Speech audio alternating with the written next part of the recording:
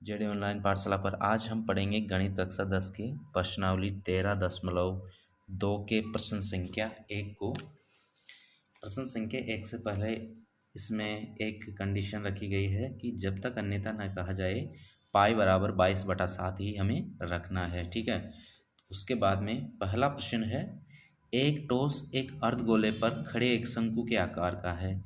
एक टॉस है जो एक अर्धगोले पर खड़े एक शंकु के आकार का है। अर्धगोला है, उस पर एक शंकु खड़ा है। ठीक है, जिनकी त्रिज्याएं 1 सेंटीमीटर है। दोनों की त्रिज्या क्या रहेगी? उभयनिष्ठ त्रिज्या है तथा शंकु की ऊंचाई उसकी त्रिज्या के बराबर है। जो शंकु की ऊंचाई है वह उसकी त्रिज्या के बराबर है, मतलब 1 सेंटीमीटर ही है। ठीक है, इस टॉस का आयतन पाई के पदों में ज्ञात कीजिए। ये जो टॉस है इसका आयतन हमें पाई के पदों में ज्ञात करना है, मतलब पाई बराबर ज्ञात करना है। ठीक है, प्रश्न के अनुसार दिया गया है अर्धगोले की त्रिज्या जो r होती है और शंकु की त्रिज्या, ठीक है, ये भी क्या है? r है, वो दोनों बराबर है। तो इसकी त्रिज्या, दोनों की त्रिज्या हो जाएगी 1 सेंटीमीटर। शंकु की जो ऊंचाई है वो शंकु की त्रिज्या के बराबर है। तो शंकु की ऊंचाई, शंकु की त्रिज्या है 1 सेंटीमीटर, तो ऊंचाई भी हो जाएगी 1 सेंटीमीटर। ठीक है, अब हम ज्ञात करेंगे अर्धगोले का आयतन। ठीक है, क्योंकि हमें इस टॉस का आयतन ज्ञात करना है, तो टॉस का आयतन ज्ञात करने के लिए अर्धगोले और शंकु का दोनों का ही आयतन हमें ज्ञात करना है। तो जो अर्धगोले का आयतन ज्ञात करते हैं हम 2/3 पाई आर क्यूब से ज्ञात करते हैं। 2/3 गुणा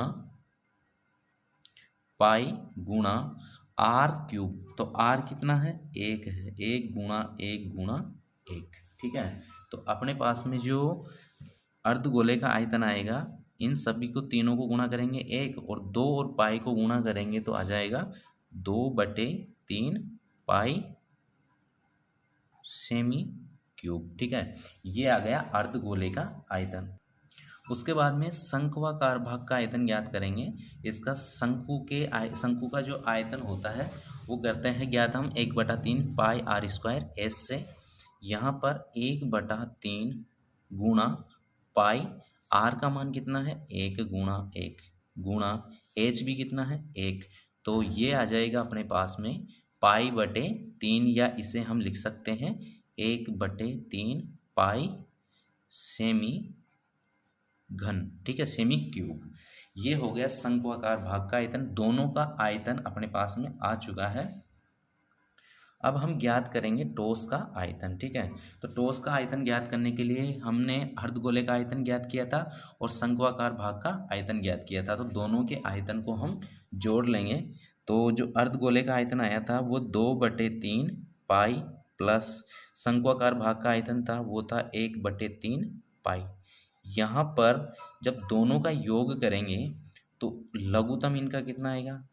3 लघुत्तम आ जाएगा। 3 का भाग 3 में एक बार, 1 को 2 से गुणा करेंगे और 2 के गुणा में क्या है? पाई है, तो ये हो जाएंगे 2 पाई प्लस 3 का भाग 3 में एक बार और 1 को 1 से गुणा करेंगे 1 और 1 के गुणा में है पाई, तो ये पाई आ जाएगा। अब यहाँ पर 2 और इस पाई का गुणांक 1 है तो 3, तो 3 पाई हो गई। 3 पाई बटे 3, 3 से 3 कट गए एक बार और अपने पास में क्या मान बचा है?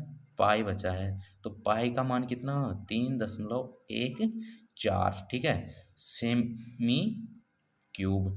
ये क्या आया है? ये आया है उस जो अर्धगोले और शंकु का जो आयतन है, उस टॉस का जो आयतन है वो आया है पाई बराबर 3.14।